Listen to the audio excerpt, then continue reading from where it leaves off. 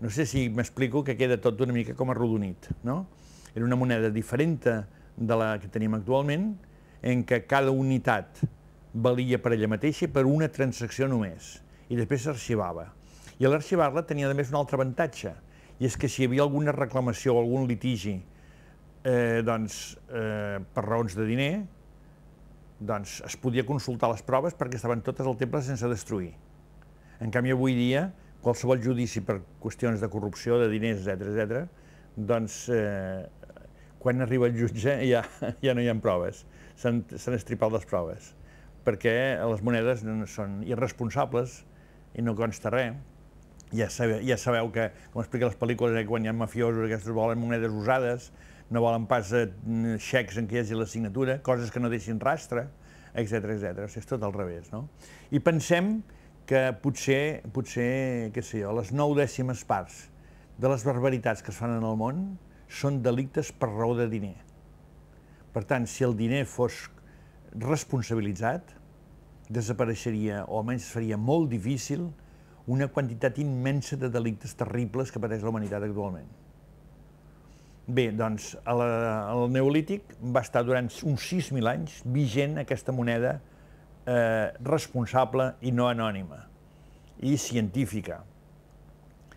I residia, cada ciutat tenia el seu temple, que era el seu banc al mateix temps, i per tant, religió i diners eren una mateixa cosa. És curiós que una de les raons per les quals aquells banquers amics del Finali no van acceptar els consells dels senyors, dels economistes, els consells de controlar-ho bé tot i que fos transparent, era perquè deia així es perdríem la plutocràcia. I l'Agustí Xaló no sabia què volia dir plutocràcia. I plutocràcia de Plutos en grec, que vol dir és el déu del diner, i Kratos vol dir la força que dona el diner. I plutocràcia vol dir la força del diner. Aleshores, avui dia manen política i socialment els que tenen més diners. I en canvi, ja veurem després com en el sistema de l'Agustí Xaló no manen els que tenen més diners, manen els que tenen qualitats per manar, però no els que tenen més diners. Els que tenen més diners els tenen i prou, però no poden influir en coses, diguem-ne, extraeconòmiques. Bé, doncs el Neolític va funcionar així. El funcionar així es va pacificar, és a dir, va evitar moltes guerres, va evitar moltes topades, moltes trampes, moltes traïcions, etc. Va haver-hi un floreixement de la cultura i de l'economia enorme a tot el proper Orient, extraordinari gràcies a tot això.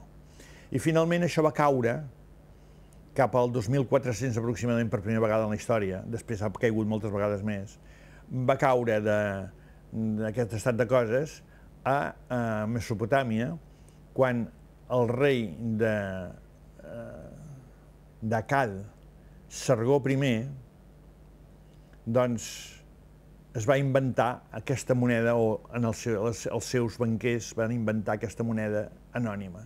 Agafaven una espècie de botifarra d'or i tallaven a trossets, com si fossin trossets de llonganissa, no? I aleshores cada trosset d'aquells era una moneda. I aleshores se'n van anar ell, o va enviar un espia a la ciutat veïna, Ur o Lagash o Kish, una d'aquelles que hi havia per allà, i li va dir a una persona que estava allà dintre, que estava tot amurallat allò, doncs que si li obria les portes de la muralla per dintre, que per fora no es podia pas vèncer, no es podia entrar, no tenien prou força, doncs que ells els donarien molt or quan haguessin guanyat aquella ciutat. I així es va començar l'imperialisme, quan uns es van començar a menjar els altres.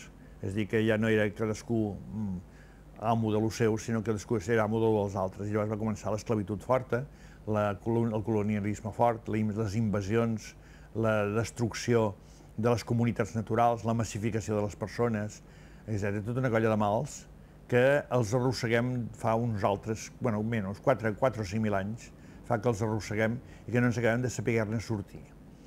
L'argument que he donat que va haver-hi una traïció, una compra traïdora amb diner no anònim, amb riquesa, diguem-ne, d'or i no amb escriptura, és un argument circumstancial que vés a saber si va ser veritat així exactament o no. Hi ha un altre argument molt més important, segurament, i és que el comerç va augmentar tan de pressa, que no hi havia temps d'escriure tot el que es feia. És a dir, les transaccions, a l'escriure les transaccions entorpia el moviment comercial. El moviment comercial era tan abassegador, que va saltar-s'ho tot i va inventar-se aquesta moneda que és molt més àgil, que és la moneda anònima. És curiós, per exemple, que sembla que Plató, això ho deia al final, i se dedueix d'una carta famosa de Plató, que Plató havia anat a viatjar fugint d'Atenes, que havia matat el seu mestre Sòcrates, doncs havia anat a països antics, a països més enredarits, com els tracis del nord, etc., els parts, etc., i havia descobert que encara tenien aquesta moneda anònima. I Plató parla del Plutos benvolent, que és la moneda bona, és el diner bo, i el Plutos malvolent. I ell deia que hi havia hagut una etapa d'or, en què manava el Plutos benvolent, i després una etapa de ferro, en què manava el Plutos malvolent, que era el que tenia Grècia en aquell moment. I ell se'n va anar amb un parent seu que manava a una ciutat de Sicília a veure si podia fer l'experiment de posar la moneda bona.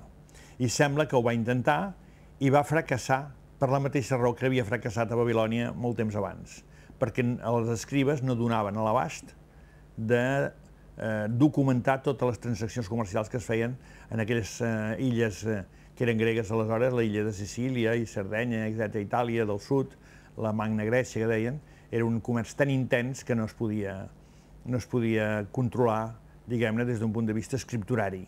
Ha estat impossible fins ara tenir un sistema escripturari per poder disposar d'una moneda responsable i científica. A partir d'ara, amb l'aparició de la telemàtica, de la teleinformàtica, això ja és possible. La velocitat dels electrons i dels fotons va infinitament més ràpida que la velocitat de canvi del mercat, per gran que sigui, i mundialista que sigui, globalista que sigui. Per tant, és el moment, diguem-ne, en què l'eina està a punt per canviar la humanitat, cosa que no havia passat fins ara.